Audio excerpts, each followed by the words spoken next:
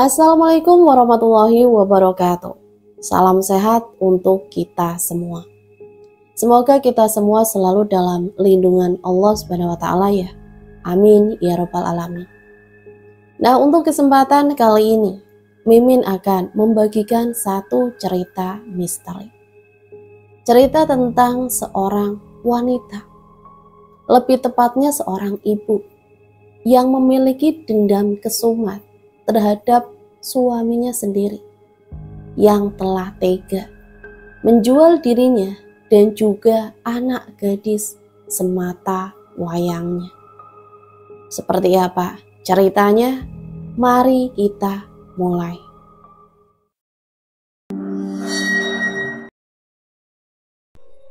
Bang, apakah abang lupa? Arum yang sedang menata rambut mendelik menatap sang suami yang duduk di belakangnya dari pantulan cermin. Bukankah aku akan selalu menemani apapun keadaan abang? Suki tertunduk memalingkan wajah. Sepertinya ia kecewa akan jawaban sang istri. Tapi abang sudah bosan, Rum. Ia kembali mendongak. Kebutuhan kita semakin banyak. Sebentar lagi Mangi pun masuk SMA. Sementara pekerjaan abang begini-begini saja. Arum menghentikan pergerakan sisir yang hampir menyentuh ujung rambutnya. Meletakkan benda bergerigi warna merah itu pada meja rias. Lalu bangkit. Menghampiri Suki dan duduk di sampingnya. Kayu pipi penyangga kasur pada dipan berderit, menandakan beban di atasnya telah bertambah. Suara deritnya cukup jelas terdengar, sebab keadaan kampung memang selalu sepi meski malam belum larut. Bang, lembut, Arum mengusap punggung sang suami secara perlahan. Sudahlah, jangan pernah terlena dengan iming-iming kemewahan. Tak ada kekayaan instan yang tidak meminta timbal balik. Lagi pula, bukankah abang tahu sendiri orang seperti apa lelaki itu? Suki menoleh, menatap tajam mata indah sang istri yang selalu ia sanjung saat masih pengantin baru dulu. Rona seduh pada wajahnya pun kini tampak merah padam. Ia terlihat geram. Berhenti berbicara jika kau tidak mengerti kepusinganku, Rum. Lelaki itu berdiri cepat, kemudian pergi dengan perasaan kesal, meninggalkan Arum yang kini termangu menatap kosong pada lantai. Sesaat lalu, Suki mengutarakan niat untuk mengikuti saran Putro, teman nongkrong yang mengajaknya ke kota, dengan dalih cepat kaya. Pekerjaan ringan, tapi mampu menghasilkan uang banyak. Siapa yang tidak tergiur? Begitupun Suki. Sayang, jawaban Arum tidak sejalan dengan apa yang diinginkannya. Bukan tanpa alasan, Putro adalah pria yang terkenal rela melakukan apa saja demi keuntungan sendiri, meski harus mengorbankan orang lain. Itulah sebabnya istri Suki tidak menyetujui. Di samping memang pekerjaan tersebut berbau kemusyrikan. Setiap hari menjadi kuli ari teladang warga adalah mata pencaharian Suki. Upah tak sebanding dengan peluh yang telah terperas habis, membuat lelaki berusia 38 tahun itu kerap merasa muak, serta menuntut kesejahteraan hidup pada Maha Pemberi Rizki. Aku benci hidup seperti ini, katanya suatu hari. Bukan Arum tak membantu sang suami. Ia selalu menawarkan tenaga pada tetangga untuk upaya mengangkut sayur hasil panen. Tetapi gaji yang didapat pun berupa sayuran, bukan uang. Itulah musabab pertolongannya kerap tak dihargai oleh Suki. Kamu benar-benar semakin berubah, Bang. Lirih Arum terpejam sembari menarik, lalu menghembus nafas perlahan. Sebelumnya Suki adalah sosok suami serta ayah pekerja keras, tabah menerima keadaan mereka yang serba sederhana. Makan minum seadanya, akan tetapi seiring berjalannya waktu, sabar itu terkikis. Ia kian merasa bosan pada kemiskinan. Suki mulai sering keluar malam sekedar untuk mencari teman ngobrol, mencari penjernih pikiran dari kepelikan hidup. Hingga tahun lalu, malam pertengahan bulan Ramadan. Langkah kaki yang lahir pada hari Kamis itu terhenti di ujung kampung saat mendapati ada sebuah warung milik seorang warga. Ia bertemu Putro yang juga tengah berada di sana. Mereka mulai berkawan. Pertemuan di warung itu tiap kali Suki butuh hiburan pun semakin sering terjadi. Suami Arum tersebut mulai mengenal minuman keras. Perangainya berubah menjadi kasar. Putro menggebrak meja warung. Suki yang duduk di sampingnya seketika terpejam akibat terkejut. Begitu saja tidak becus. Lagi pula untuk apa kau meminta izin segala? Kau ini laki-laki, ucap Putro penuh penekanan sembari mendorong kepala Suki dengan ujung telunjuk. Seharusnya keputusan ada di tanganmu, bukan si Arum. Lanjutnya, suara lelaki bertubuh penuh tato itu kian meninggi. Jaga etika tanganmu, Tro. Kepalaku pening. Jangan sampai kupatahkan jari lancang itu. Putro tergelak. Entah apa yang lucu. Ya sudah, lupakan dulu si Arum. Ini, minum. Tegasnya meletakkan sebotol minuman keras di hadapan Suki. Semua perempuan itu munafik, Suk. Mereka pura-pura melarang. Tapi coba saja kau berikan uang hasilmu nanti. Pasti kegirangan. Lelaki bernama lengkap Putro Galuh itu menghisap rokok, kemudian menghembus asapnya ke atas. Sejenak ia menatap temaram lampu keemasan pada plafon warung. Sebuah gagasan gila pun muncul di benaknya. Suk, aku punya ide deh. Suki menghentikan pergerakan tangan yang baru mengisi seperempat gelasnya dengan miras. Rasa penasaran seolah meminta agar ia meletakkan kembali botol minuman haram itu ke meja. Ide macam apa yang kau punya? Suki menyesap habis cairan tersebut, lalu mendekatkan telinga pada Putro yang baru saja memberi isyarat agar merapat.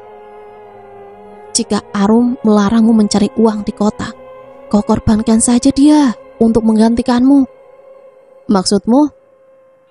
Di kursi malas teras rumah, Arum berbaring menatap langit malam yang kian gelap.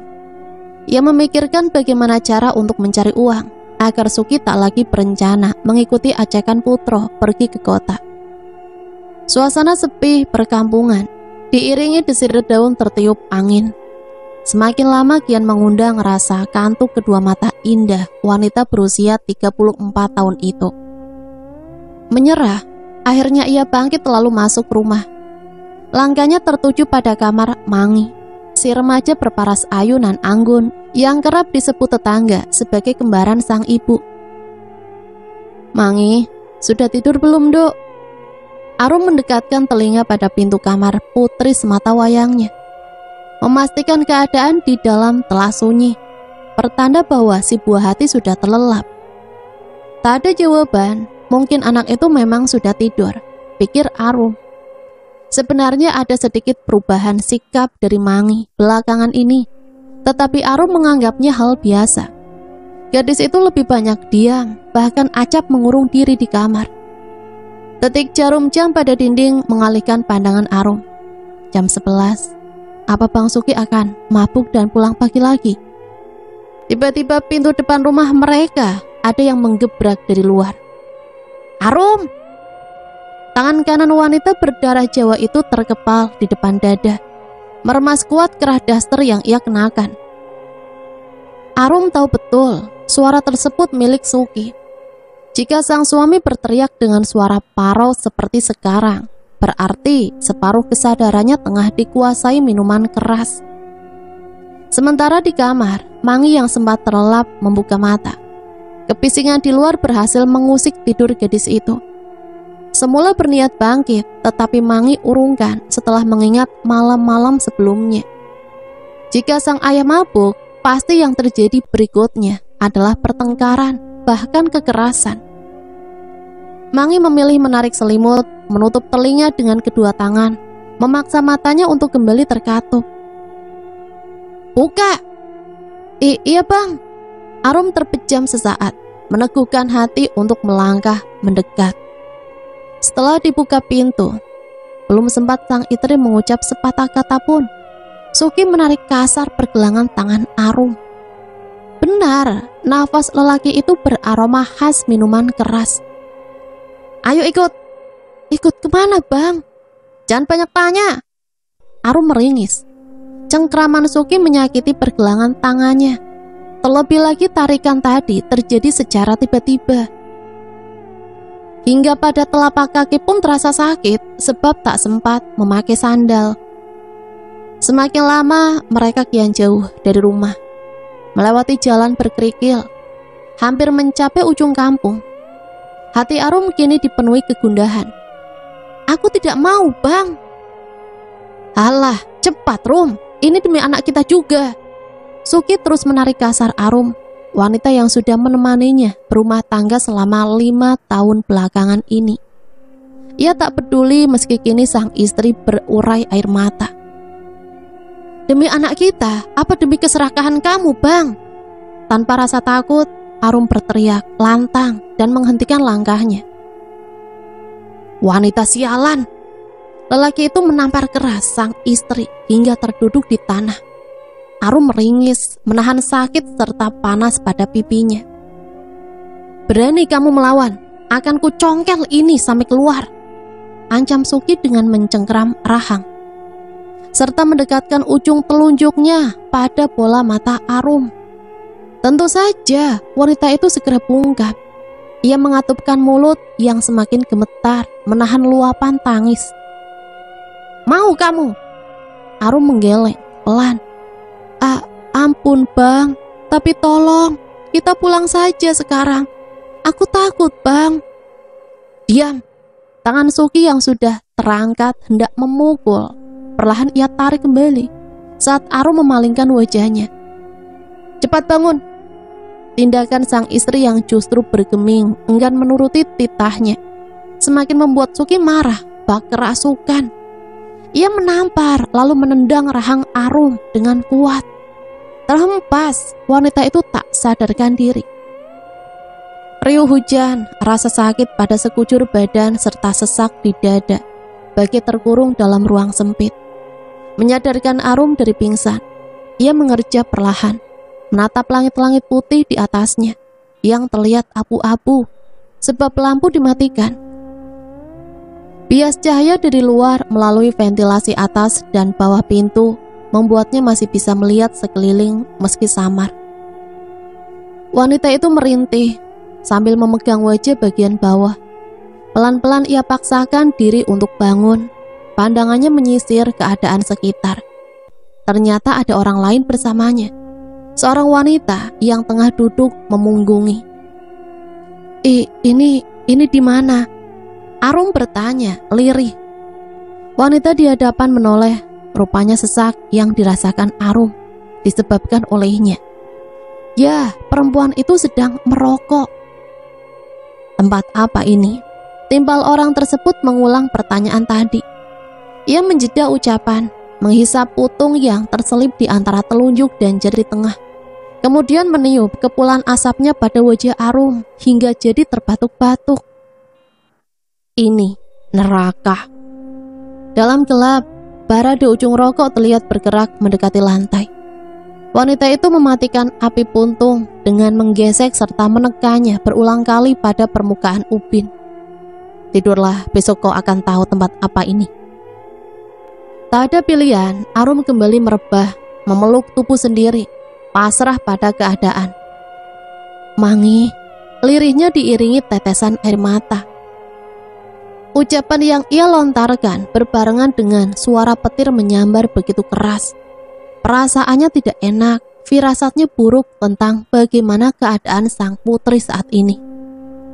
Sementara pada tempat lain, tepatnya rumah Arum, di mana keadaan cuaca juga tengah hujan deras, dan diserang petir susul menyusul, Mangi meringkuk di sudut dipan, memeluk lutut, polos tanpa busana, terdapat lebam serta luka di berbagai bagian tubuhnya. Ibu, meskipun telah berusaha keras, Mangi tetap tidak bisa kembali tertidur. Suara sang ibu yang semakin lama kian menjauh hingga tak lagi terdengar, membuat remaja tamatan SMP itu khawatir. Ia penasaran hendak kemana sang ayah akan membawa ibunya. Perlahan kaki gadis itu menjulur ke bawah hingga menyentuh lantai. Ia mendekati pintu, membukanya sedikit, melihat keadaan di luar kamar, sepi. Dalam hati, Mangi bertanya, kemana bapak membawa ibu? Belia berambut panjang serta berkulit putih bersih itu pun gelisah. Ia memberanikan diri membuka pintu sepenuhnya, lalu keluar. Sesampainya di teras, perasaan Mangi gamang. Tak mungkin ia terus berjalan lebih jauh. Sementara angin telah berembus kencang, membawa rintik-rintik hujan. Langkahnya beralih mundur, menatap pintu depan dan kembali masuk kamar. Tiada henti, bibir gadis itu selalu berdoa, memohon perlindungan atas keselamatan ibunya. Mangi benar-benar khawatir serta ketakutan. Setelah beberapa lama bergelut dengan pikiran, bimbang antara mau mencari di mana keberadaan sang ibu atau tetap menunggu, Mangi seketika bangkit dari pembaringan. Ia tersenyum, turun dan melangkah cepat mendekati pintu kamar. Saat suara seseorang terdengar, berasal dari luar rumah. Ia berpikir itu adalah ayahnya yang kembali membawa sang ibu. Akan tetapi, tarikan pada kedua sudut bibir manis remaja tersebut perlahan mengendur. Ketika di detik berikutnya, pintu depan terhempas kuat, menghantam dinding. Suara lelaki yang semula terdengar hanya satu orang, ternyata ada dua orang. Mangi semakin ketakutan, manakala langkah entah siapa itu sepertinya kian mendekat. Lampu rumah pun seketika padam. Kini ia benar-benar sadar, itu bukanlah ayah yang membawa ibunya kembali pulang. Gemetar, Mangi berjalan mundur perlahan. Penerangan yang lenyap secara tiba-tiba membuat pandangannya tak dapat melihat apa-apa. Cepatlah, di mana tempatnya? Aku sudah tidak tahan. Mangi menangis. Ia berjalan menyamping sambil meraba-raba dinding. Langkah gadis lugu itu semakin cepat saat kenop pintu kamarnya terdengar digerakkan.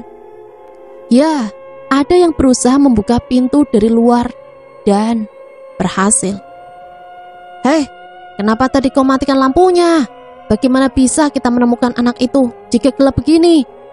Jangankan wujudnya, nafasnya pun tidak terdengar sama sekali. Ucapan seseorang tadi membuat Mangi terpaku di tempat. Membekap mulutnya rapat-rapat, sementara seorang lainnya tidak bicara. Ia hanya berdesir sekali agar rekannya diam. Suasana pun menjadi hening. Hanya gesekan celana jeans kedua orang itu saat melangkah yang jelas terdengar. Ibu, batin Mangi, air matanya rebas. Tak lama kemudian, salah satu dari kedua orang itu menggertak sembari menghempas kaki, hingga akhirnya Mangi pun berteriak kencang akibat terkejut. Sungguh malang ia didapati. Kedua lelaki bersuara berat juga berbau menyengat tadi menyergap Mangi, menahan setiap tendangan serta segala usahanya untuk melarikan diri. Mereka merobek paksa pakaian Putri Arum yang tengah bernasib buruk itu tanpa rasa kasihan. Ibu, tubuh Mangi dihempas kuat ke atas dipan. Bahkan ia ditampar berkali-kali agar menurut dan diam. Air dari langit seketika turun dengan derasnya. Cahaya kilat yang menyala redup, serta lambaian pucuk daun yang bergerak ke kiri dan kanan akibat tertiup angin. Meski petir menyambar berulang kali menampakkan kemurkaan, mereka tetap mengabaikan. Ampun, tolong! Tubuh lemah anak kesayangan Arum terombang-ambing tanpa daya. Nafas pun kian sesak akibat mulutnya dibekap kuat. Air mata gadis itu juga telah mengering. Mereka menguar bersama penuh tumpahan kepuasan seorang Mangi. Meski beribu kata ia ucapkan guna memohon iba, tetap tak berguna.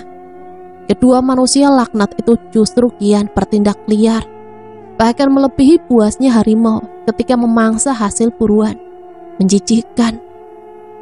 Sesaat kemudian siksaan jiwa raga Mangi perlahan mereda, hingga berhenti sepenuhnya bersamaan dengan tawa menggelegar dua pria menambah trauma hidupnya itu. Mangi merasakan sakit teramat di bagian tubuhnya. Masa depannya semakin hancur.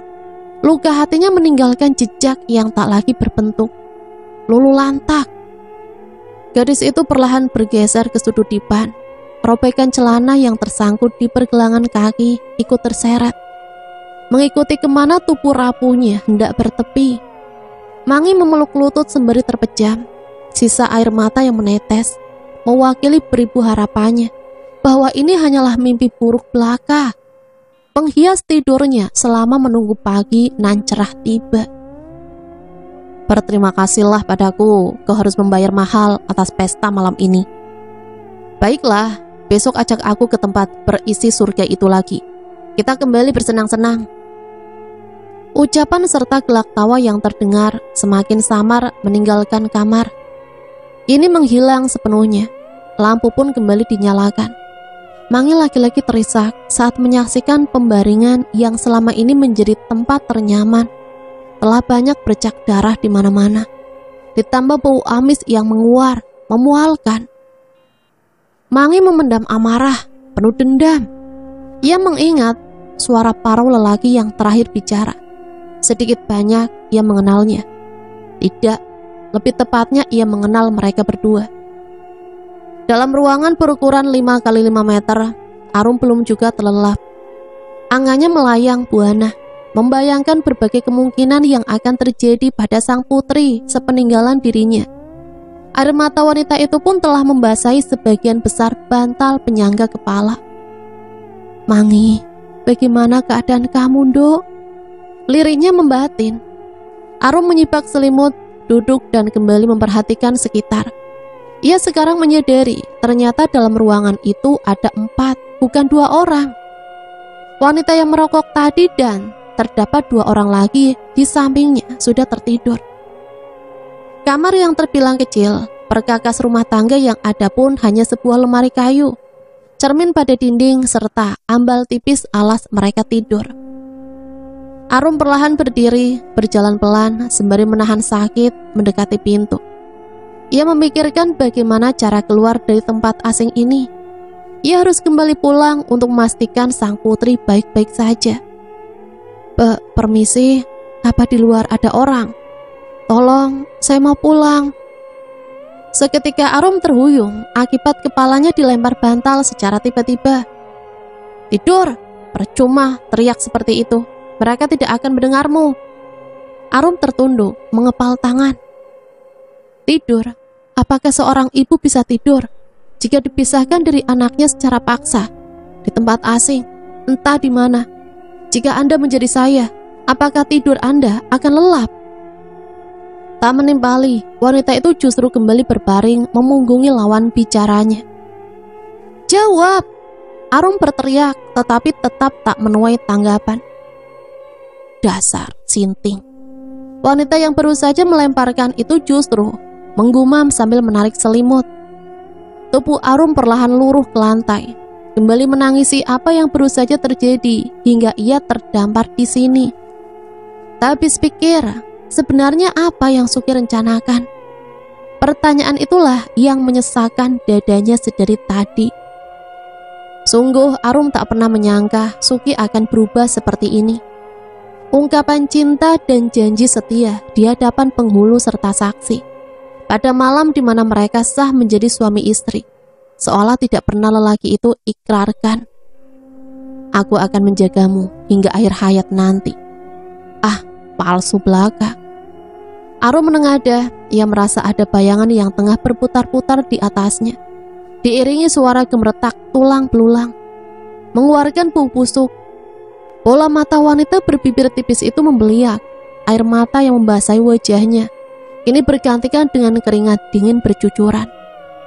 Manusia menyedihkan. Beri aku darah, aku akan membantumu. Ini, Mayu melotot, hatinya senang. Istri Putro itu dengan cepat menyambar sejumlah uang terikat karet yang suaminya berikan, menyebabkan tangan lelaki tersebut tersentak akibat saking cepatnya sambaran tadi. Dari mana ini, Bang? Pagi yang cerah kini kian bersinar di pandangan wanita itu. Bagaimana tidak, ia baru saja mendapatkan tambahan bekal belanja yang cukup banyak tanpa diduga. hasil jual orang. Jawaban Putro yang memang tidak lagi terdengar mengejutkan membuat Mayu hanya tercengang sesaat.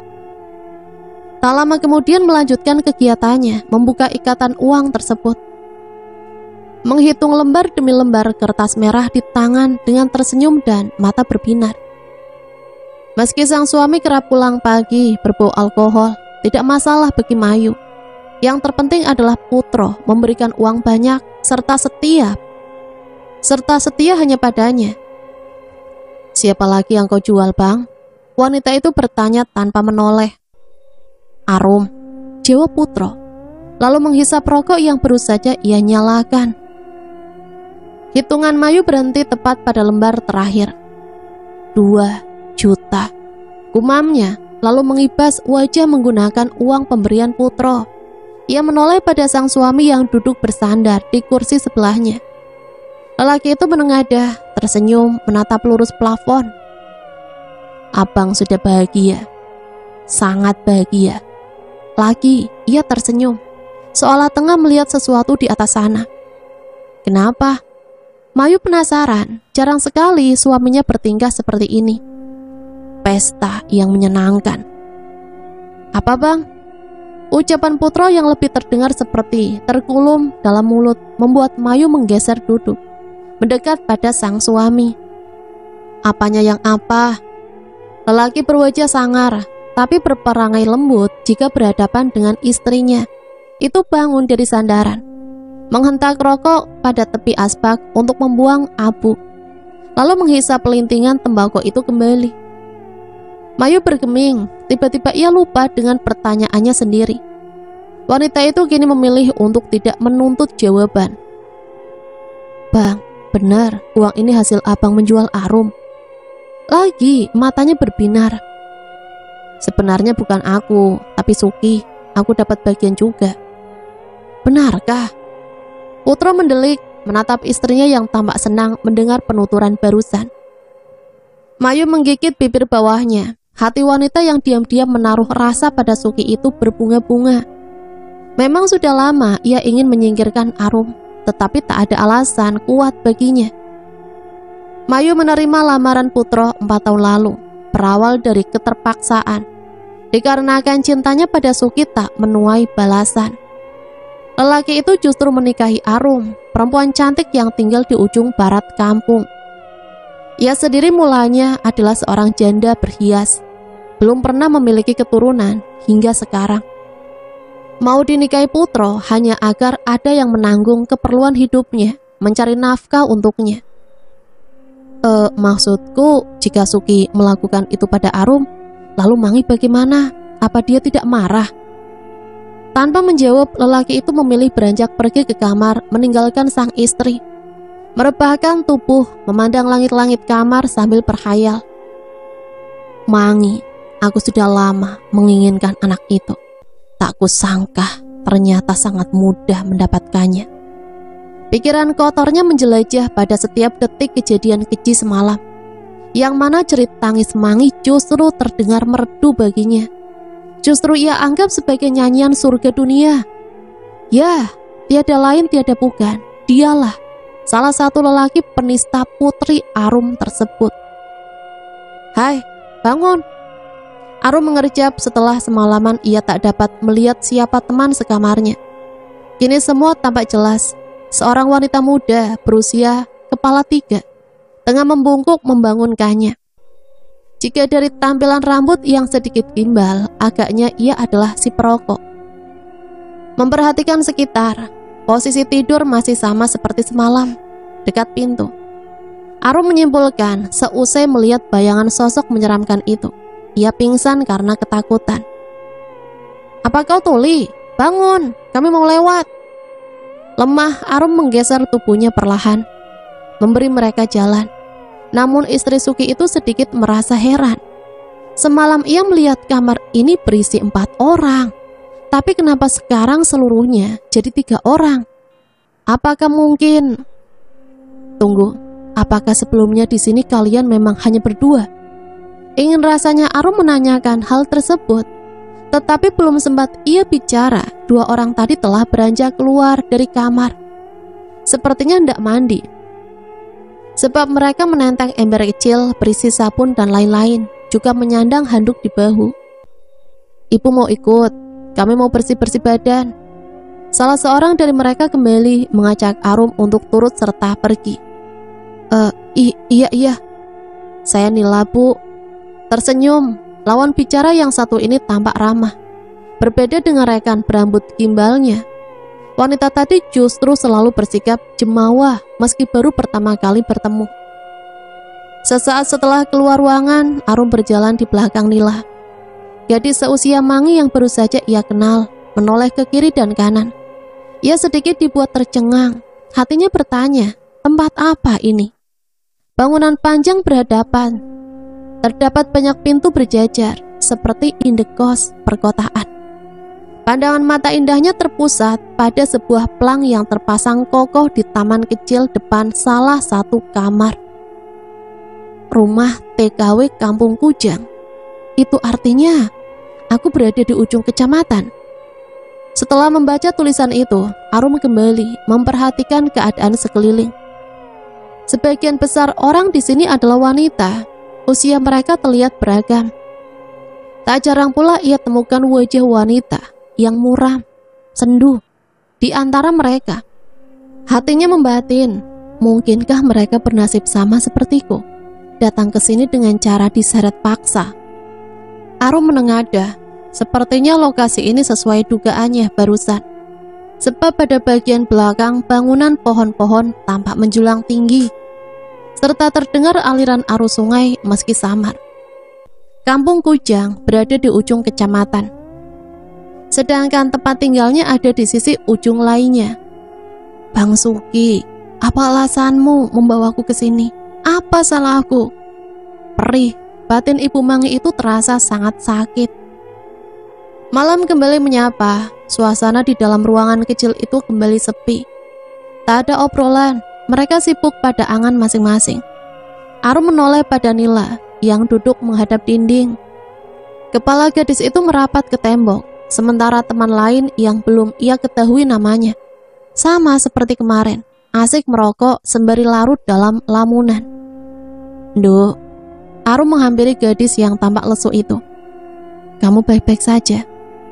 Nila mengangkat wajah, menoleh pada wanita berwajah teduh di sampingnya. Netra gadis bola permata coklat itu penuh dengan genangan air suci. Ini rembas tak dapat terbendung lagi. "Nila ingin pulang, Bu." Diiringi isak tangis terseduh-seduh, Nila bercerita. Ia adalah putri seorang petani, diseret paksa ke tempat ini karena sang ayah terlilit hutang judi. Sebagai anak yang berbakti, Nila rela menjadi calon TKW sesuai permintaan orang tua. Namun sayang, beberapa lama terkurung di sini, Nila menyadari satu hal.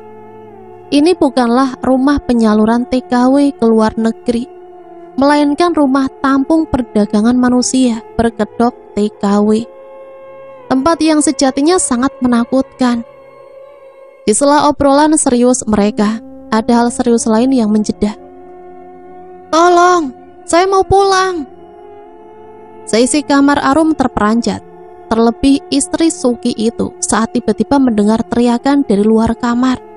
Ia mengenal suara tersebut, amat sangat mengenalnya. Mangi."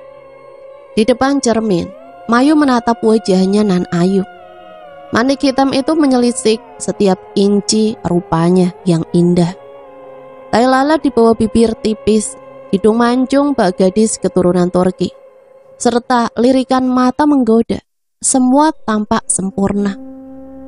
"Suki." Ia mendesis, telapak tangan menyusuri sisi leher jenjangnya secara perlahan. Malam ini, Mayu sengaja memakai pakaian tipis bermandikan harum minyak wangi. Sama seperti hari-hari sebelumnya, ia akan menggoda Putro, mengarungi indahnya malam bersama sang suami. Akan tetapi, yang ada dalam bayangannya adalah wajah Suki. Ya, perempuan itu memang sudah gila, akibat cintanya pada Suki pun kian menggila. Terlebih saat Putro berkata bahwa Arum telah tersingkirkan. Keinginan Mayu untuk memiliki Suki kian menggebu-gebu. Bahkan tadi di ujung pagi terlintas di benaknya untuk menghabisi sang suami yang masih terlelap demi menghilangkan segala penghalang. Mayu berdiri memeluk tubuh sendiri sambil berputar-putar perlahan, menengadah dan terpejam. Bibir yang telah ia warnai semerah cabai itu tersenyum, hatinya berbunga. Suki. Lagi ia menyebut nama tersebut. Ketukan dari pintu luar menghentikan hayalan liarnya. Mayu berdecak sembari melangkah keluar dari kamar, membukakan pintu untuk sang tamu. Namun alangkah terkejutnya ia ketika melihat siapa yang datang. Bak pucuk dicinta ulam pun tiba. Suki. Sangat jelas terlihat Mayu merasa gugup. Ternyata ia tak seberani saat mencumbu bayangan lelaki itu jika mereka berhadapan secara langsung. Lama istri Putro bergeming, bahkan ia tak mendengar Suki sudah 3 kali menanyakan keberadaan suaminya. Wanita itu terpaku pada wajah tampan pria di hadapan sambil melinting helaian rambutnya dengan jemari. Hai Suk, panggilan dari arah dapur menyadarkan Mayu dari tingkah tak wajarnya.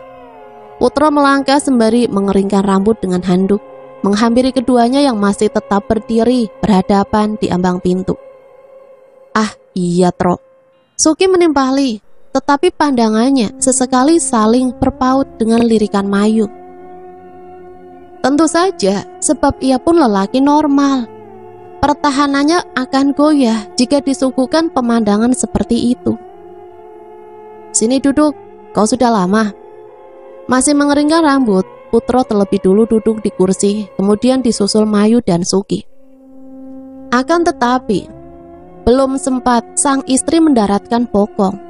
Ia memberi isyarat agar masuk kamar dan tidak ikut mendengar urusan para lelaki. Mayu beranjak sambil menyunggingkan kekesalan pada raut wajahnya. Menyebalkan. Gumam wanita itu menutup pintu dengan kasar. Ada apa, Su? Suami Arum menggaruk tengkuk.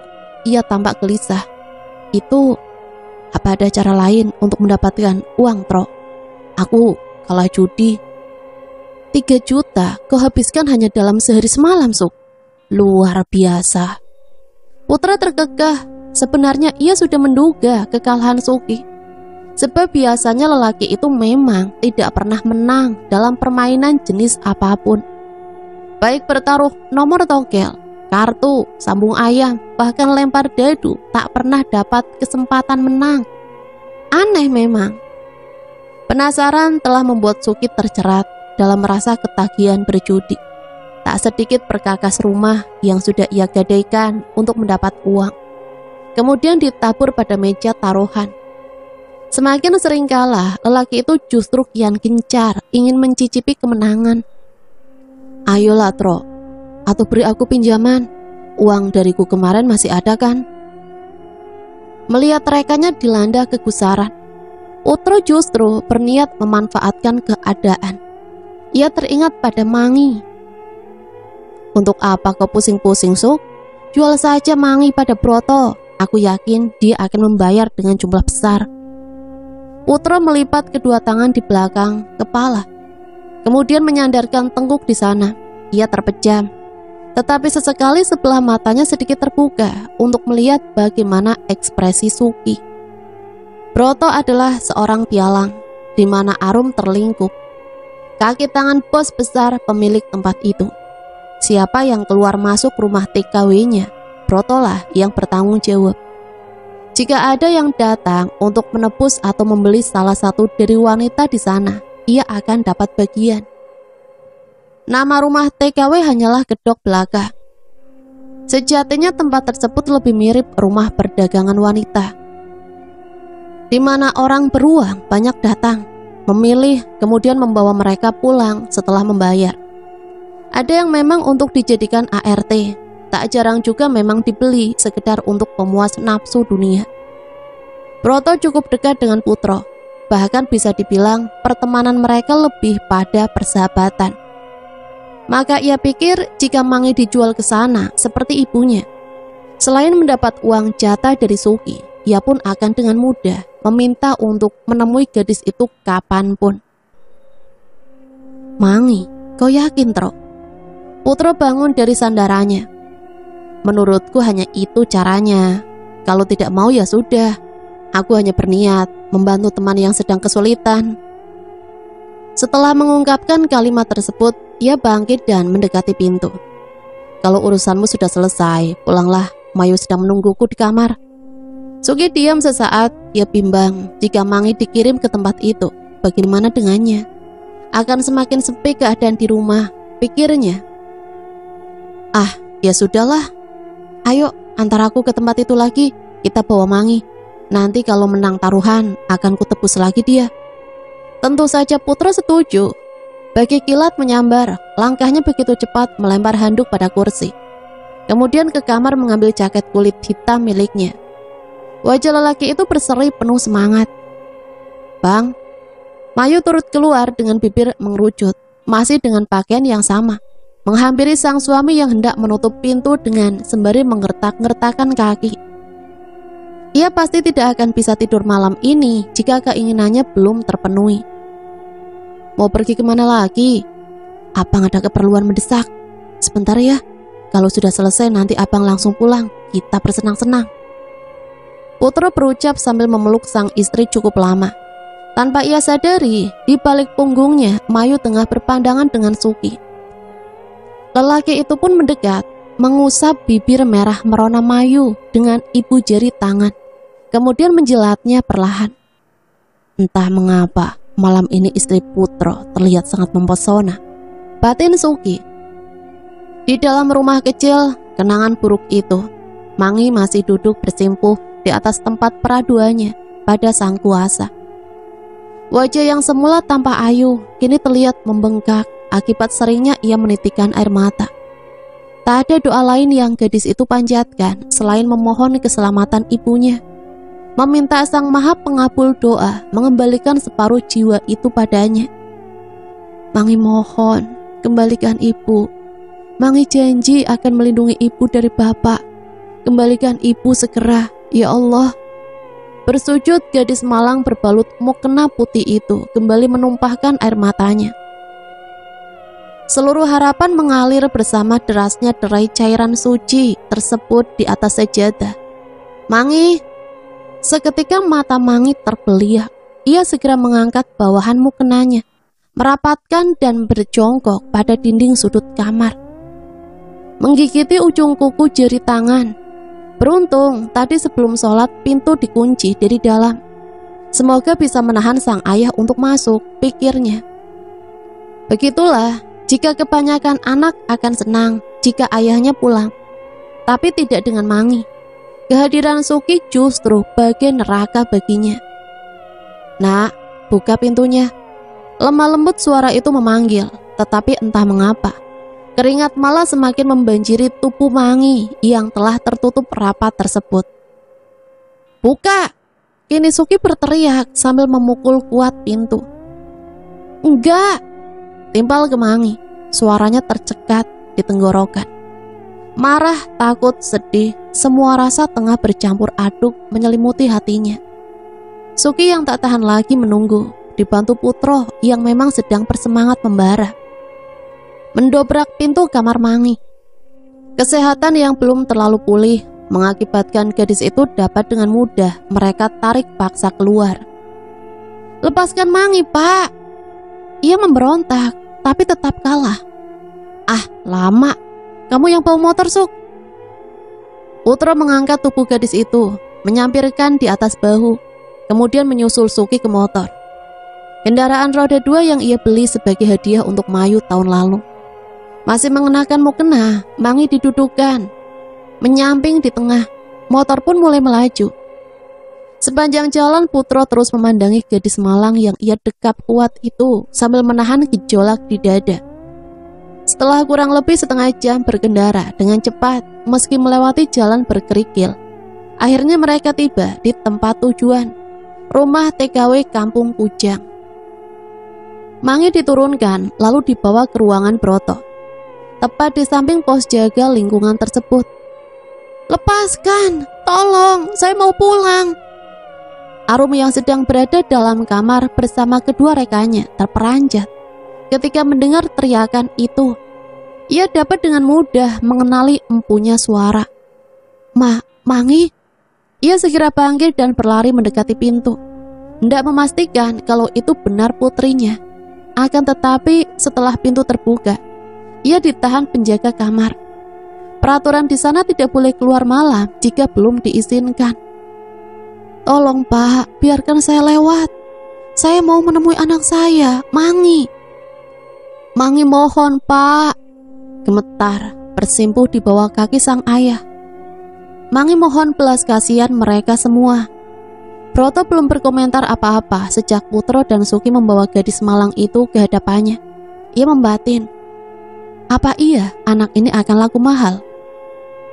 Mangi menengadah, air mata yang memang sudah membasahi wajahnya ini terlihat semakin rembas karena terkena pantulan cahaya lampu ruangan tersebut. "Kasihani Mangi Pak, kali ini saja, Mangi mohon." Sesaat hati Suki melunak, akan tetapi ketika Putro menyadari pertahanan rekannya itu mulai goyah, ia kembali mengompori. "Jangan pelin-pelan, aku sudah repot-repot mengantarmu kemari, meninggalkan Mayu." Suki menarik mundur kakinya yang semula didekap oleh sang putri. Menghela nafas panjang, ia berusaha mengembalikan tekadnya untuk menjual gadis itu. Bayangan kelak tawa lawan berjudi tiap kali ia kalah, membuat Suki kembali termantapkan hatinya. Mangi tercenung, ia menyadari ratapannya sia-sia. Tidak akan ada yang mau membebaskannya, sementara sang ibu, satu-satunya penyelamat, entah ada di mana. "Untuk apa kalian membawaku barang tertutup seperti ini? Mana ada yang akan tergoda untuk membelinya?" ketus Broto. Ia memandang remeh penampilan Mangi yang masih terbalut mukena. Ditambah lagi tanda hitam di sudut bibir, serta beberapa bagian wajah lain akibat pukulan dari lelaki penjamah tubuhnya tempo hari belum hilang sepenuhnya, membuat rona kecantikan Mangi sedikit terhalangi. Melihat ekspresi ragu Broto, Suki dengan cepat menarik atasan. Sementara Putro melucuti bagian bawah mukena Mangi hingga ia jatuh dan terbaring di lantai. Gadis itu lagi-lagi meratapi betapa menyedihkan dirinya. Orang-orang ini, mereka memperlakukan Putri Arum dengan tanpa perasaan sedikit pun. Mangi dipaksa berdiri. Broto menyipak anak rambut yang menutupi wajah ayu berhiaskan luka lebam, tapi tetap terlihat menawan itu. Pandangannya menyusuri setiap jengkal tubuh Mangi. Mulai dari ujung kaki, celana pendek yang digunakan menampakkan betapa putih bersihnya kaki jenjang tersebut. Kemudian terus naik hingga berhenti pada bagian dada Putri Arum yang tampak menggoda. Bola mata lelaki bertubuh sintal itu melotot bagi seekor kucing melihat ikan. Jangkungnya bergerak ke bawah, tanda ia tengah menelan genangan saliva. Berapa usianya? Entahlah, dia baru tamat SMP. Suki menjawab. Mangi semakin menundukkan kepala, memikirkan kemalangan apalagi yang akan ia terima setelah ini. Anak ini ternyata memiliki aset yang cukup besar. Broto berucap sambil mengusap-usap dagu. Terkesima akan bentuk tubuh Mangi yang terlihat lebih dewasa daripada usianya. Tampak seksi meski baju yang dipakai sedikit longgar. Sementara Suki dan Putro, mereka saling berpandangan dan tersenyum penuh rasa kemenangan. Di sela perundingan ketika lelaki itu di meja kerja Broto, Mangi beringsut mundur, melirik pada pintu yang tertutup rapat. Gadis itu berpikir bagaimana caranya lari dari sini. Ia tidak ingin berakhir di tempat seperti ini. Ia harus bisa melarikan diri agar dapat mencari Arum. Perlahan, Mangi menggeser langkah sedikit demi sedikit mendekati pintu. "Percuma, pintu itu dikunci," ujar Broto tanpa melihat Mangi. Pandangannya tertuju pada lembar-lembar uang di tangan. Ia tetap sibuk menghitung nominal yang pantas sebagai harga untuk tubuh gadis tersebut. Lalu diserahkan pada Suki. "Bagaimana? Cukup?" Tangan pria yang entah masih layak atau tidak dipanggil sebagai suami Arum itu terulur, menyambut lembaran kertas merah dari Broto. Lalu secepatnya menghitung kembali uang tersebut untuk memastikan jumlah sesungguhnya. 8 juta, kau tidak salah. Tentu saja tidak. Broto mengambil bungkus rokok yang tergeletak di meja, mengeluarkan sebatang, kemudian menyalahkannya. Harganya 7 juta, tapi biarlah, kulebihkan 1 juta sebagai bonus untuk kalian berdua. Lanjutnya sambil menghembuskan asap ke samping kanan. Suki terbahak kegirangan. Ia menyenggol bau Putro, kemudian mencium uang di tangan berulang kali. Aku kaya, Tro, katanya dan kembali tertawa. Tubuh Mangi luruh di lantai. Gadis itu putus asa. Masa depannya benar-benar tak lagi berguna. Kenapa Bapak tega melakukan ini pada Mangi juga Ibu? Lirih Putri Arum sembari mengepal kuat kedua tangan. Mengabaikan. Suki justru berpamitan pada Broto, disusul oleh Putro. Setiba di hadapan Mangi saat hendak keluar, mereka berhenti. Jangan cengeng, besok Bapak akan menebusmu kembali jika menang judi malam ini. Biadab, mungkin hanya gelar itu yang pantas disandang Cuki. Uang serta kesenangan dunia telah membutakan mata hatinya. Meja perjudian serta minuman keras telah menguasai nuraninya. Kedua lelaki itu berlalu tanpa lagi menoleh. Saya mohon, Pak, tidak akan lama. Saya yakin itu suara putri saya.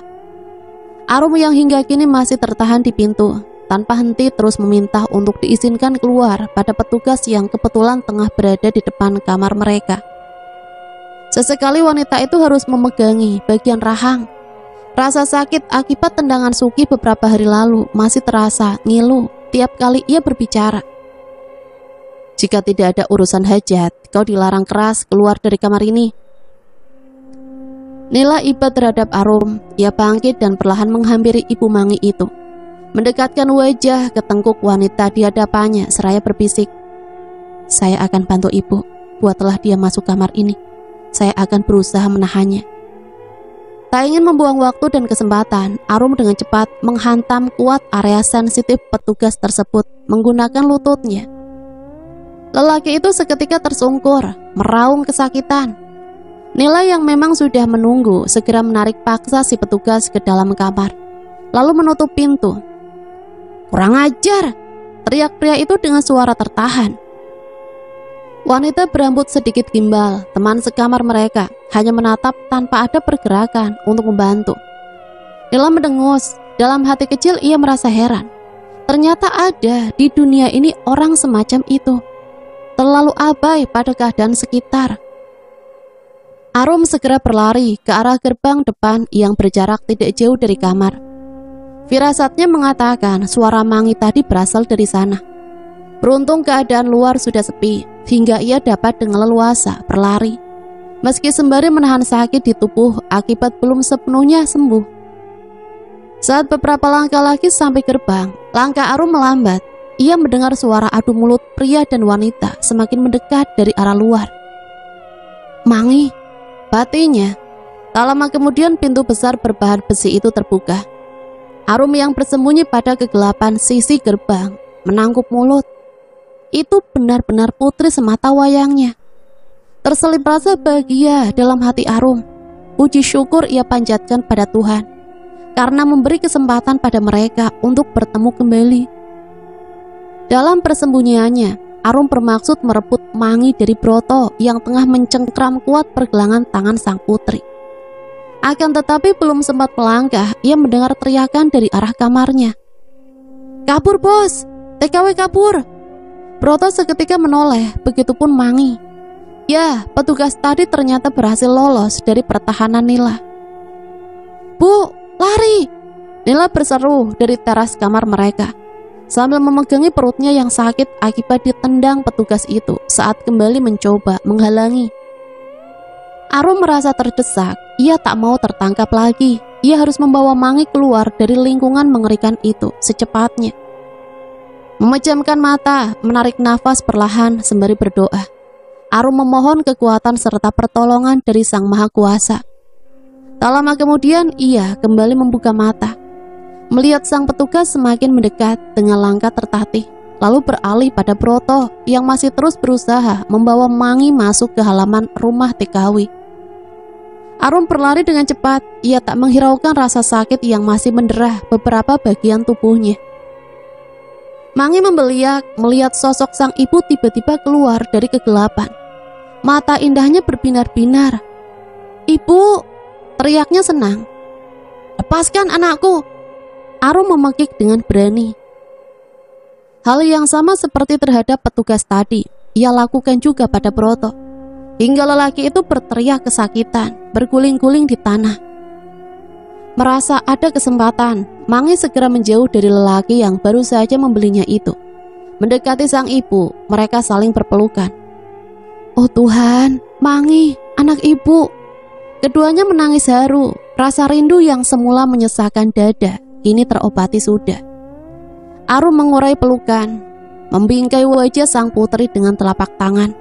Air mata wanita itu kembali rembas, manakala bias cahaya lampu menyinari luka-luka lebam yang menodai kecantikan Mangi. Apa yang terjadi, Dok?" Gadis itu bungkam, tak ada sepatah kata pun keluar dari bibirnya yang semakin bergetar menahan luapan tangis. Bayang-bayang kekejian yang telah ia lewati seolah mengurung semua curahan pilunya di tenggorokan. Bos baik-baik saja." Petugas tersebut mendekati Broto sambil memegang bagian pangkal paha. Rupanya serangan Arum tadi benar-benar menyakiti kejantanannya. "Ayo Bu, kita pergi dari sini," ucap Mangi parau. Arum mengangguk cepat. Ia menarik tangan sang putri untuk segera keluar dari gerbang sebelum Broto kembali bangkit. "Hai!" pekik sahabat putra tersebut. "Sialan, kemana petugas keamanan gerbang? Cepat kejar perempuan itu!" Di sepanjang jalan perkampungan, dua lelaki tengah menaiki kendaraan dengan kecepatan sedang. Mereka bersorak-sorai kegirangan sebab baru saja mendapat durian runtuh. Putra sebagai sopir bersenandung ria, sementara Suki yang menumpang di belakang merentangkan tangan sembari turut bernyanyi. Hati pria itu benar-benar bahagia. Dalam benaknya ia akan berjudi sampai pagi dan untuk kali ini wajib memperoleh kemenangan. "Suk, traktir minumlah, atau ayo kita langsung main sampai pagi. Malam ini di warung biasa pasti ramai." Suami Mayu itu berteriak agar suaranya yang terbawa angin tetap bisa didengar oleh sang kawan. Suki tergelak. "Bebas, aku kaya malam ini. Apapun yang kau inginkan, aku bayari." Ia kembali tertawa girang. Tak memungkiri, uang adalah salah satu titik tuju dan puncak kebahagiaan. Namun akibat dari itu semua, uang juga mampu membutakan mata hati manusia, mencerai-beraikan kerukunan antara satu orang dengan yang lainnya, bahkan mampu merusak tali persahabatan serta persaudaraan. Begitupun Suki, pikiran lelaki itu kini hanya berisi kesenangan dunia, lupa bahwa ada yang jauh lebih penting serta berharga daripada itu semua. Lupa bahwa anak istri yang seharusnya dijaga justru dikorbankan begitu saja. Broto terus berteriak mencari bantuan penjaga gerbang rumah TKW. Entah kemana petugas yang biasanya selalu sigap itu berada. Ia tak menghampiri meski suara sang tuan telah parau menyeruak namanya. "Sialan!" teriak Broto sembari meringis kesakitan. "Sudah, tinggalkan aku. Kejar saja dua TKW itu. Tangkap mereka hidup atau mati." Petugas kamar yang rasa sakit pada pangkal pahanya telah berkurang, berlari meski tertatih-tatih, mengejar ibu dan anak itu segera, meninggalkan Broto yang sedang melompat-lompat sambil bercongkok untuk menghilangkan rasa nyeri akibat serangan pada kejantanannya tadi. "Ayo Nduk, cepat, kita harus keluar dari kampung ini." Arum terus menggenggam tangan sang putri. Ia tidak akan membiarkan orang-orang jahat itu memisahkan mereka lagi. Kesehatan tubuh yang memang belum sepenuhnya pulih menyebabkan laju keduanya tidak terlalu cepat, terutama Mangi. Gadis malang itu sesekali terpejam dengan raut wajah meringis akibat rasa sakit pada area sensitifnya masih sering terasa. Terang cahaya bulan menuntun langkah kaki Arum untuk membawa anaknya memasuki perkebunan singkong tepi kampung Kujang. Ia berharap kegelapan serta kesunyian dapat melindungi keduanya dari tangkapan para lelaki tersebut. Suara riak gelombang air sungai mulai menyapa pendengaran mereka meski masih samar. Arum dan Mangi sudah cukup jauh dari rumah TKW, tetapi firasat mengatakan harus tetap terus berlari. "Bu," panggil Mangi pada sang ibu dengan suara lemah. "Yang kuat, Nduk, kita harus bergerak agar bisa semakin jauh. Ayo cepat." Di depan mereka, rumpun ilalang tampak menghalangi jalan. Wanita yang masih berstatus istri Suki itu menyibak tanaman tersebut agar bisa dilewati.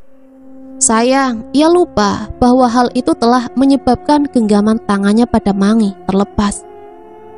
Mangi terjatuh, ia tersandung akar pohon besar yang terjulang melintas jalan.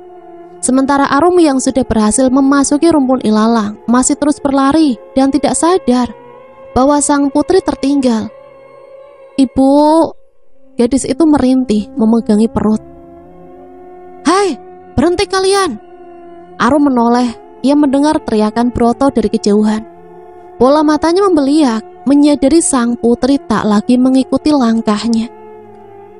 "Mangi!" Panik, wanita itu berputar-putar di tempat menyerukan nama Mangi ke sembarang arah. "Ibu!" lirik gadis tersebut. Percuma, Arum tak akan mendengar, sebab jarak mereka telah terpisah puluhan meter. Ia hanya bisa terbaring memegangi perut yang semakin terasa sakit. Tubuhnya semakin lemah. Hingga beberapa saat kemudian, Mangi mendengar langkah seseorang tengah berlari mendekati lokasinya saat ini. Ia segera duduk, menengok kanan kiri, mencari tempat persembunyian. Semak belukar menjadi pilihan putri Arum itu. "Aku sudah mendengar suara merdumu meringis, Cak Ayu. Keluarlah, percuma kau bersembunyi. Deru nafasmu pun dapat tertangkap jelas oleh telingaku." Suara Broto membuat Mangi gemetar. Ternyata lelaki itu berhasil menyusul mereka. Tidak, lebih jelasnya menyusul dirinya. Desis gadis itu terdengar suara berbisik. Sakit pada perut bagian bawahnya semakin terasa menyiksa. Ian tak tertahankan. Mangi melotot, nafasnya seolah tertahan di tenggorokan, manakala bias cahaya rembulan memantulkan kerlip tipis di sepanjang kaki jenjangnya. Jemari gadis itu terulur, mengamit cairan gelap yang terlihat terus-menerus, menyerupai anak-anak sungai tengah mengalir. Tubuhnya semakin gemetaran saat menghirup aroma cairan kental itu. "Anyir, darah." "Sudah kukatakan, percuma kau berlari, gadis manis." Broto tertawa terbahak-bahak. Ia berhasil menemukan tempat persembunyian Mangi. "Ibumu telah menyakiti hartaku, maka sekarang kaulah yang harus mengobatinya." Lagi, lelaki itu tertawa dengan begitu keras. Tangan kekarnya menarik kasar tubuh lemah Mangi untuk semakin memasuki semak-semak. Sementara di tempat lain, tinggal berjarak beberapa meter dari mereka, Arum terus berlari dan memanggil sang putri. Pikirannya kalang kabut, perasaannya khawatir tak karuan. Air mata wanita itu rebas, menetes tiada henti, membasahi permukaan-permukaan tanah yang telah ia lewati. "Tolong, jangan pisahkan kami lagi, Tuhan. Aku mohon." Suara rintih kesakitan beriringan dengan erangan buas seorang pria dewasa semakin jelas tertangkap pendengaran Arum. Ia berlari semakin cepat, ranting-ranting pohon yang terinjak sepeninggal langkahnya menimbulkan bunyi gemeretak secara bergantian. "Berhentilah memberontak, tidak akan ada yang membantumu di tempat sepi ini." Broto menghantam wajah Mangi dengan sekali pukulan kuat. Gadis itu semakin tidak bisa berbuat apa-apa. Bayangan tawa bahagia bersama sang ibu terlintas di pandangannya yang kian tertutup genangan air mata. "Akankah kami bisa berkumpul lagi?" Batin gadis itu meratap. Nafasnya tersengal-sengal. Ia memohon pengampunan pada Broto tanpa lagi bisa bersuara. "Mangi," Arum menemukan buah hatinya dalam keadaan terombang-ambing tanpa daya. Ia menjerit histeris, memukul-mukul punggung Broto dengan sisa tenaga yang ada. Lelaki itu mengabaikan. Hingga beberapa saat kemudian, setelah puncak surga dunia ia dapatkan, Broto menyudahi kegiatan hinanya. Ia mengurai jarak dari Mangi yang kini telah berada dalam pelukan sang ibu.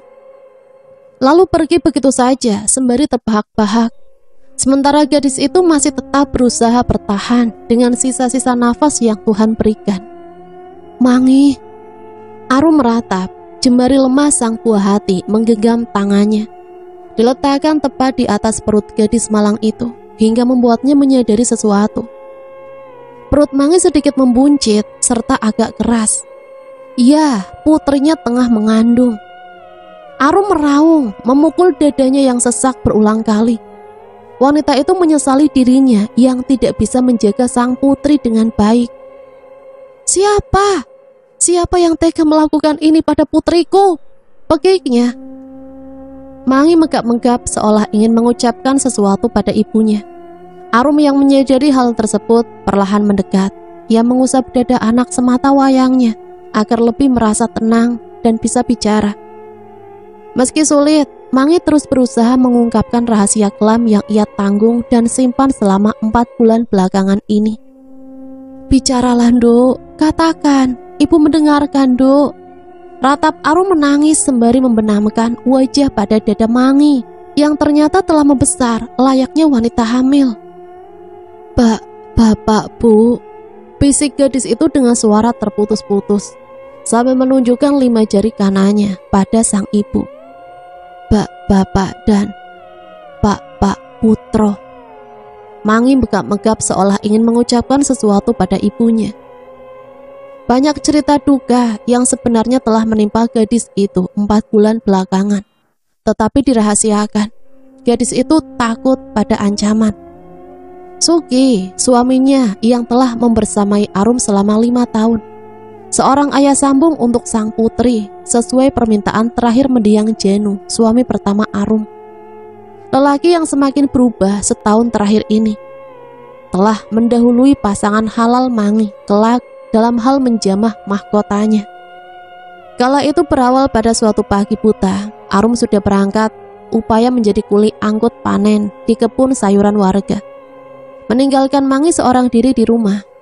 Terkadang wanita itu memang terpaksa melakukannya demi dapat menyambung hidup, memperoleh bahan untuk mengepulkan asap dapur mereka meski seadanya. Di samping Suki yang kini mulai bermalas-malasan bekerja, Mangi selalu belum bangun dari tidur saat sang ibu beranjak pergi mengais rezeki. Arum pun tak berani membangunkannya untuk berpamitan karena wajah gadis itu tampak begitu damai saat terlelap. Ia tak ingin mengganggu, namun tanpa disangka serta tanpa permisi terlebih dahulu, Suki memasuki kamar Mangi dalam keadaan mabuk juga tengah berhasrat. Di waktu itu, awal mula petaka berkepanjangan dalam hidup Mangi akhirnya dimulai dan semakin datang bertubi-tubi. Awal mula kehormatannya direnggut paksa pada usia yang belum semestinya. Bukan hanya sekali 2 kali, melainkan terbilang cukup sering Suki melampiaskan hawa nafsunya pada sang gadis tak berdosa. Jam kerja Arum adalah kesempatan emas baginya untuk beraksi sebebasnya. Pesan dari Jenu yang disampaikan melalui Suki sebelum kematiannya, serta kepandaian lelaki itu menyembunyikan kejahatan di balik senyum kepalsuan. Ditambah lagi Mangi yang semakin hari kian menutup diri, membuat Arum tak menaruh curiga sedikit pun akan adanya keanehan dalam rumah tangganya. Hingga tibalah puncaknya di beberapa hari lalu, di mana kebiadaban Suki semakin tak dapat terkendali. Ia mengajak Putro menggagahi sang putri sambung secara bergantian setelah menjual Arum ke rumah TKW Kampung Kujang. Ya, kejadian keji yang juga mengantarkan Mangi pada ambang kematian secara perlahan. Arum menengadah, menatap kosong pada langit hitam nan kelam. Kemudian meraung histeris. Luka hatinya menganga begitu saja saat menerima kabar menyakitkan tersebut. Lelaki yang selama ini dianggap pendiam dan penuh kasih sayang ternyata telah tega mengkhianati kepercayaannya tanpa terendus sedikit pun. Lemah semakin lemah, Tubuh Mangi kian menegang, diiringi tarikan nafas yang kian sulit ia lakukan. Harapan bahwa Tuhan akan memberinya kesempatan lagi untuk tetap hidup sirnalah sudah. Takdir berkata lain. Nasib gadis itu telah mencapai titik ujung waktunya di dunia ini. Mangi meregang nyawa dalam pangkuan sang ibunda, membawa sejuta kepiluan di dada. Dalam isak tangisnya, Arum menahan murka. Deru nafas wanita yang selama ini dikenal lemah lembut serta penyayang itu semakin berat dan terasa sulit melewati rongga dadanya. Mangi, anakku, Mangi, kembalikan anakku, Mangi. Lagi, Arum berteriak kencang dalam keheningan malam perkebunan, berharap ada keajaiban. Sang putri akan kembali membuka mata untuknya. Gemerisik dedaunan yang tertiup angin di lantai bumi seolah menjadi saksi betapa tragis hidup mereka. Bahkan dalam perasaannya, kini sudah tak ada lagi semangat untuk melanjutkan kisah hidup selanjutnya. Setelah sekian menit bergeming tanpa melakukan apapun, perlahan tengkuk Arum terasa meremang. Angin tiba-tiba tertiup dengan begitu kencangnya, membawa aroma busuk memualkan serta menyengat organ penciumannya. Hai manusia, berilah aku darah, maka aku akan membantumu. Ucapan berupa bisikan itu samar terdengar. Arum mengingat-ingat, sepertinya ia pernah mendengarnya pada suatu tempat. Kalimat tersebut bergerak ke sana kemari, mengikuti pergerakan angin yang membawa rintik-rintik halus air hujan. Arum menengadah, tidak ada siapapun di atas. Akan tetapi ketika menoleh tepat di samping kanannya, terlihat bayangan sosok entah pria atau wanita melayang dengan pakaian compang-camping serta ujung kainnya melambai-lambai mengikuti tiupan angin. Siapa kamu? Arum sedikit beringsut mundur dan semakin mengeratkan pelukannya pada Mangi. Saat makhluk itu tiba-tiba menjulurkan lidah nan panjang hingga hampir menyentuh kaki sang putri dengan air liur menetes-netes ke tanah. Makhluk itu menyeringai. Ia tampak mengerikan. Aku, Kenanga, penunggu pohon ajang kelicung ini.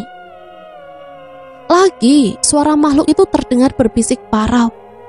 Sesuai perkataannya, ia adalah penunggu pohon yang menjadi saksi bisu kematian Mangi. Itu janin bukan, ucapnya. Ia terkekeh dengan bola mata hitam yang tampak berbinar-binar saat melihat ke arah kaki jenjang Mangi. Tidak perlu banyak, biarkan aku menyantap itu saja. Sudah cukup bagiku. Tidak, jangan pernah coba-coba mendekati anak cucuku. Makhluk mengerikan yang memiliki mata tak secantik rupanya itu mengerang. Ia melayang berpindah ke samping kiri Arum. Lidahnya masih terus menjulur berlumur saliva berbau busuk. Kau akan menyesal telah menolak bantuan dariku, ucapnya sambil mendekati wajah Arum. Menyebabkan istri Suki itu seketika ingin mengeluarkan seluruh isi perutnya akibat bau yang benar-benar mengganggu indera penciuman. Aku mengetahui segala yang terjadi dalam hidupmu, bahkan penyebab kematian suamimu yang sesungguhnya. Arum terbeliak. Apa maksud Kenanga? Apakah ia hanya asal bicara agar Arum mau menuruti keinginannya untuk memakan calon cucunya? Tidak, perbuatan itu tidak benar. Tidak akan pernah kuberikan. Batin wanita itu meneguhkan pendiriannya. Kenanga terbahak-bahak. Naif. Pekik makhluk itu, kini suaranya yang semula terdengar parau berganti serupa lelaki dewasa. Kau hanya manusia angkuh yang pura-pura beriman. Padahal aku tahu isi hati kecilmu. Kau ingin membalas dendam pada mereka, bukan? Tidak, tolong, jangan ganggu kami lagi. Biarkan kami hidup dalam kedamaian. Kenanga berputar-putar tepat di atas kepala Arum sambil bersenandung, seolah tengah membaca mantra. Maksudmu, hidup damai dalam kematian? Lagi, suaranya berubah parau. Tubuh Arum bergetar. Apa yang harus ia lakukan? Wanita itu tahu betul jika makhluk-makhluk sejenis kenanga sangat menyukai bau amis serta rasa darah. Terlebih ini adalah seorang calon bayi, yang mana menurut mereka adalah rasa yang paling nikmat sepanjang masa. Janu, bisik kenanga pada telinga Arum. Apakah kau tahu, wahai manusia angkuh, lelaki yang kau cintai itu sebenarnya korban pembunuhan. Sial, pasti mereka itu curang. Mana mungkin aku tidak bisa menang sama sekali. Suki menendang batu kerikil pada jalan yang ia lewati. Lelaki itu menggerutu. Kehilangan uang 2 juta dalam sekejap membuatnya terpaksa menghentikan permainan. Bahaya kalau diteruskan, pikirnya. Bagaimana menurutmu? Aneh bukan? Masa iya, seberapapun aku bertaruh selalu saja kalah?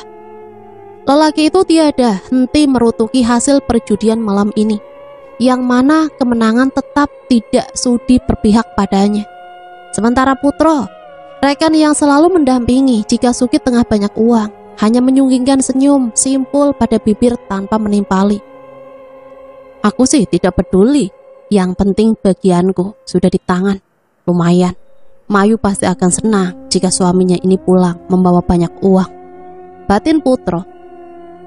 Bunyi kerikil yang terinjak selepas keduanya melangkah, mengiringi Suki dan Putro menuju motor yang terparkir pada halaman warung langganan mereka. Antarkan aku pulang. Putro mendelik, lalu melirik lelaki di sampingnya dengan tatapan tidak suka. Seandainya tadi Suki tak memberinya uang 3 juta sebagai penutup mulut, tidak akan sudi dirinya repot-repot mengantar suami Arum pulang. Ada masalah apa? Selidik Suki menghentikan langkah. Dari tadi kuperhatikan kau hanya diam, tidak menanggapi ucapanku sedikit pun. Ada apa? Kini ia telah berada tepat di hadapan Putro, berbicara sembari mengangkat dagu dengan angkuhnya. Ingin rasanya suami Mayu itu mendaratkan pukulan pada wajah Suki. Ia mulai kesal dengan tingkah sang rekan yang selalu bertingkah seperti bos tiap kali memiliki uang banyak. Kemudian bersikap memelas kembali jika uang-uang tersebut sudah tandas. Perasaanmu saja, tidak apa-apa, aku hanya kelelahan. Putro berkilah sambil mencoba meredam amarah. Ia beranjak pergi mendahului Suki, menuju motor yang kini berjarak 3 meter dari mereka. Ayo, aku antar kau pulang. Angin sepoi-sepoi menusuk tulang, diiringi rintik-rintik hujan, mulai turun dan menemani kepiluan seorang Arum melati. Di bawah pohon ajak kelicung nan rindang, ia terus mendekap erat Mangi yang kini tak lagi bernyawa. Bukan terurai, pelukannya justru kian melekat pada tubuh sang putri yang semakin kejur serta dingin menyerupai udara malam. Mangi, putri ibu nan malang. Arum mengusap lembut pipi yang penuh lebam itu. Luka-luka bekas pukulan tersebut, entah sudah berapa lama, menghiasi wajah Mangi tanpa sepengetahuannya. Mungkinkah sejak ia berada dalam rumah TKW, pikirnya. Beribu penyesalan kini telah menyesakan dada istri dari mendiang Janu itu. Maafkan ibu, Nduk. Ibu telah lalai menjaga kamu. Ibu tidak mengetahui segala derita yang menimpa kamu selama ini.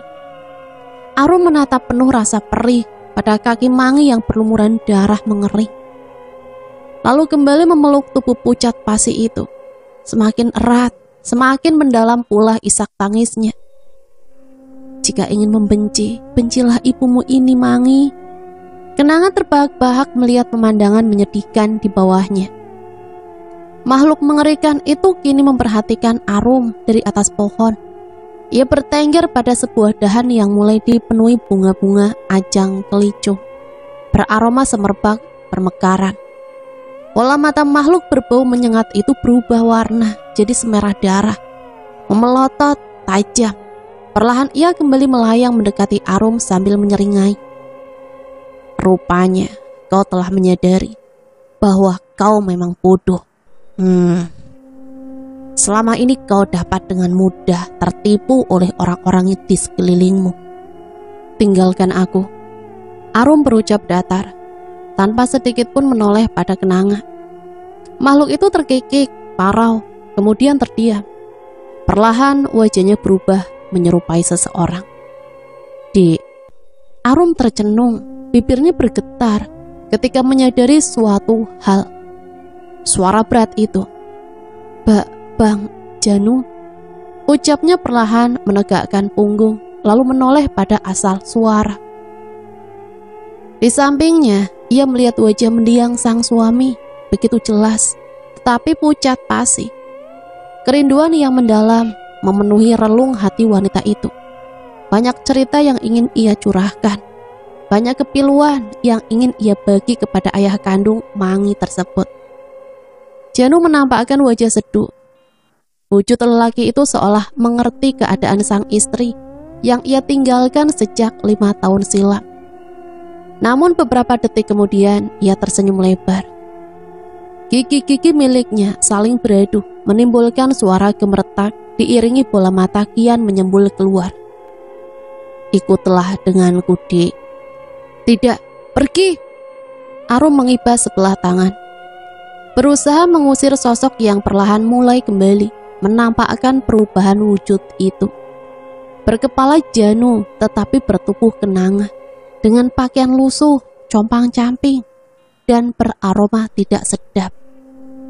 Kenanga lagi-lagi tertawa, terbahak, seolah tengah mengolok-olok Arum.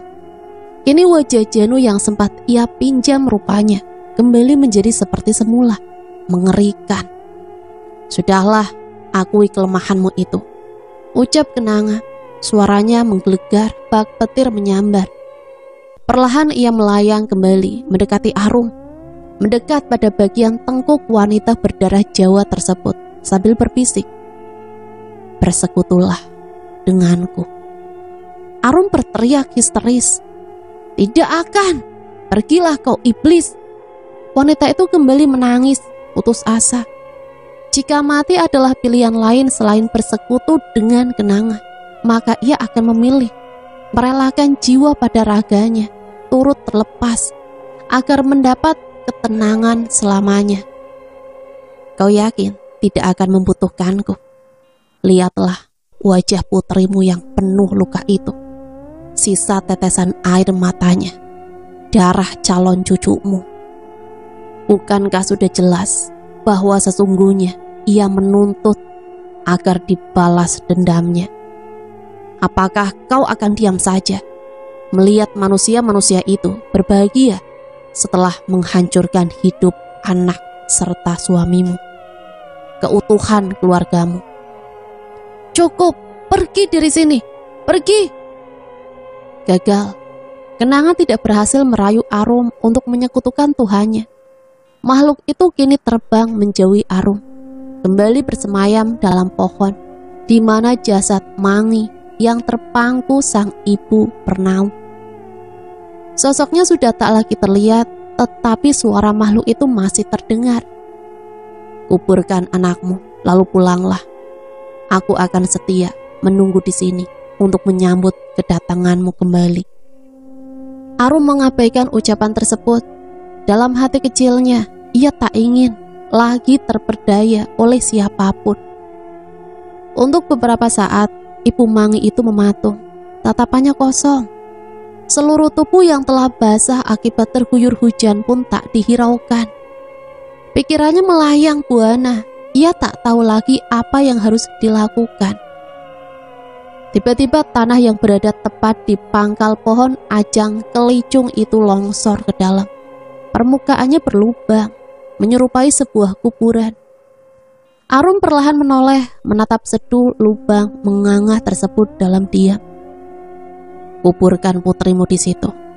Jadikan pohon ini pengikat kematiannya. Aku akan menjaganya untukmu." Tutur kata Kenanga dari dalam pohon yang terdengar lemah lembut, seolah menghipnotis Arum. Wanita itu menurut begitu saja. Ia menyeret tubuh Mangi, kemudian melemparkannya ke dalam lubang tersebut. "Mangi, istirahatlah nak," ucapnya lirih, menatap tubuh sang putri yang kini telah berada di dasar lubang sedalam 1 meter itu, dengan posisi setengah terbaring, bersandar pada dinding tanah. "Istirahatlah!" Arum berteriak. Seketika ia seperti seorang yang sudah kehilangan akal. Kedua tangannya menggaruk-garuk tanah, bibirnya tersenyum lebar. Wanita itu berusaha menutup lubang tersebut agar jasad Mangi tertimbun rapat-rapat. Arum bersimpuh di atas tanah, tubuhnya lemah, sementara Kenanga, makhluk itu tersenyum penuh kemenangan dari dalam pohon tempatnya bersemayam. Ya, seperti itu. Istirahatlah. Nah teman-teman, ceritanya sampai di sini dulu ya. Nanti sambung lagi part yang selanjutnya. Masih ada satu part lagi ya. Sampai di sini saya pamit undur diri. Mohon maaf apabila banyak salah kata. Akhirul kalam. Wassalamualaikum warahmatullahi wabarakatuh.